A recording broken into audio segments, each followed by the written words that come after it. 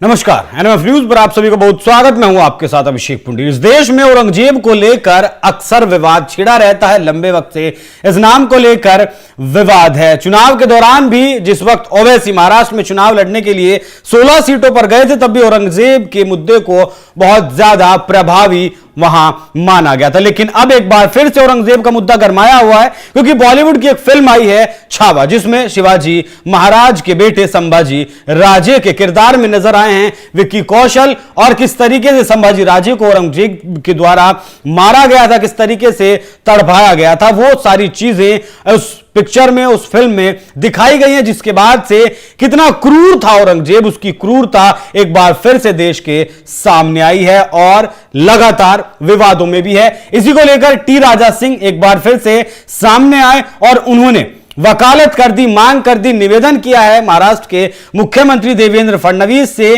कि जो कब्र है औरंगजेब की औरंगाबाद में, पहले उसका नाम औरंगाबाद हुआ करता था, हालांकि उसके बाद संभाजी नगर वहां का नाम कर दिया गया, कि कब इस कब्र पर आप बुलडोजर चलाएंगे, क्योंकि चुनावों के दौरान इस तरीके की बातें देवेंद्र फडणवीस अपने प्रचार में कह चुके हैं। पहले आप एक बार टी राजा सिंह को सुनिए, फिर देवेंद्र फडणवीस ने क्या कुछ कहा था वो भी बताएंगे। जिसने मेरे संभाजी को तड़पा तड़पा कर मारा, हमारे संभाजी नगर में उस औरंगजेब की खबर क्यों अब तक बची हुई है? देवेंद्र जी, मुझे अच्छा याद है आपने कहा था कि उस औरंगजेब की खबर पर कुत्ते मुतेंगे। अब वो समय आ गया है, अब वो समय आ गया है। महाराष्ट्र का ही नहीं, भारत के हिंदू की डिमांड है उस औरंगजेब की खबर पर बुलडोजर जल्द से जल्द चढ़ाए। औरंगजेब का नाम और निशान महाराष्ट्र की पवित्र धरती से मिटाए। यहां सिर्फ महाराष्ट्र का हिंदू नहीं, अब पूरे भारत का हिंदू की डिमांड है कि औरंगजेब का नाम और निशान मिटाए। आज भी उसकी खबर वहां पर बनी हुई है, उस गद्दार की खबर वहां पर बनी हुई है।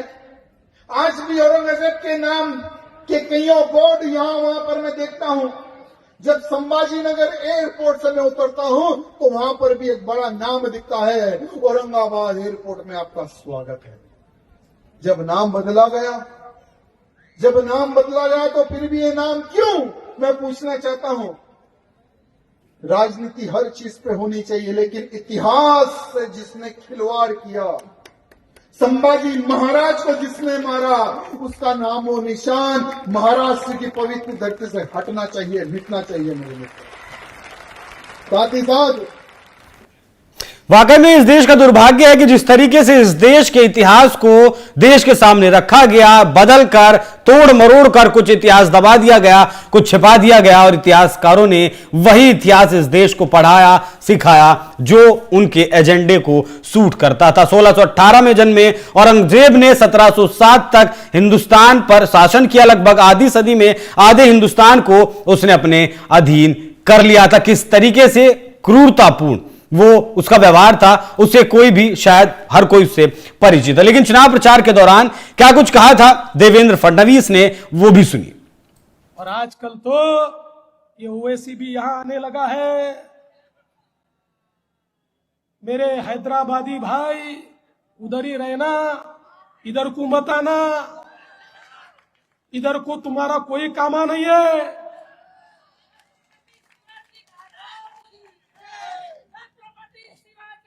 अरे भाई, मैं समझ नहीं पा रहा हूं ये क्या यहां पर हो रहा है। यहां पर आकर हमको धमकियां दी जा रही है, यहां पर आकर औरंगजेब का महिमा मंडन हो रहा है। मैं बता देना चाहता हूं, भारत का जो सच्चा मुसलमान है वो भी औरंगजेब को अपना हीरो नहीं मानता।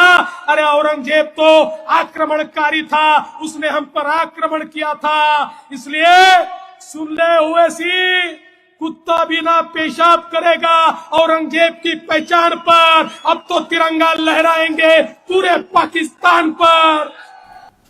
हालांकि इस टिप्पणी के बाद काफी विरोध भी महाराष्ट्र में हुआ था, लेकिन शायद इसी का नतीजा रहा कि इस बार जो महायुति थी वो 232 सीटें जीतने में महाराष्ट्र में कामयाब हुई। अब डी राजा सिंह ने सरकार से निवेदन किया है, देवेंद्र फडणवीस से निवेदन किया है कि बुलडोजर चलाया जाए औरंगजेब की कब्र पर। हालांकि यह विवाद उठता देख, यह विवाद जैसे ही उठा तब असदुद्दीन ओवैसी भी बाहर आए और उनका भी अब शिवाजी प्रेम झलक रहा है। उन्होंने भी एक बयान दिया जिसमें औरंगजेब से ज्यादा शिवाजी की, छत्रपति शिवाजी की बात करते हुए जरूर नजर आ रहे हैं और कह रहे हैं कि शिवाजी कभी भी मुसलमानों के दुश्मन नहीं थे। तो अब देखना होगा कि महाराष्ट्र की राजनीति में जिस तरीके से टी राजा सिंह ने बयान दिया है, निवेदन किया है देवेंद्र फडणवीस से, इस मामले में अब क्या कुछ होता है। इस पूरी खबर पर क्या है आपकी राय, कमेंट कर में जरूर बताएं। धन्यवाद।